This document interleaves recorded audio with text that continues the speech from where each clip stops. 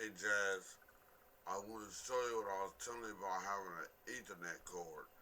I'm sorry that it keep going in and out of blurriness, but that little white cord that you see hanging from the from the back of my TV, that's the part that you hook into your TV, and then you hook the other end up to your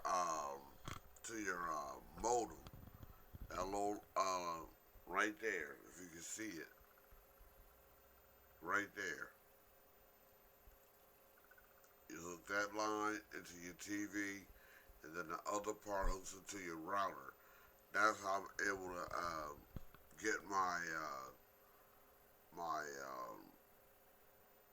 do my streaming instead of writing a password all the time. That'll bypass all that. So if you can find one within a good amount of feet that can hook into your TV and router, you'll be good to go, and you want to worry about writing a password in just in case they ask for one.